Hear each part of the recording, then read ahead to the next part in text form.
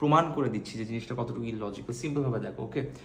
Number one, যারা বলতেছে যে এইচএসসি সার্টিফিকেট দিয়ে কি চাকরি পাওয়া যায়, তার মানে কি এইচএসসি সার্টিফিকেট দিয়ে কি আমার চাকরি, তার মানে চাকরি কি সার্টিফিকেটের সাথে সামঞ্জস্যপূর্ণ? অনেক বোকা তোমরা। ওই নাম্বারের সাথে চাকরি, পারফরমেন্স, স্কিল, সেলফ ডেভেলপমেন্ট কোনো সম্পর্ক নাই। তুমি একজন স্কিল পার্সন হইতে পারো। যদি আসলে সার্টিফিকেট চাকরির সাথে ডিরেক্টলি কোনো কানেকশন না থাকে, বেস্ট সলিউশন বলবো পড়াশোনাই করো না, ডাইরেক্ট চাকরিতে ঢুকো। সার্টিফিকেটের দরকার নাই তোমার, যেহেতু সার্টিফিকেটের সাথে ওই চাকরির কোনো সম্পর্ক নাই, লাইফের স্টেপসগুলোর সম্পর্ক নেই, পড়াশোনাই করো না, ডাইরেক্ট কাজ শুরু করে দাও। এটা হচ্ছে এক।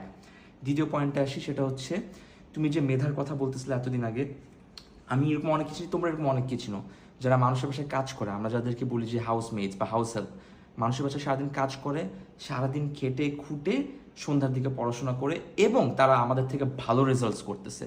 দ্যাট ইজ মেধা, that is hard work. So ও যখন ওর লাইফের সব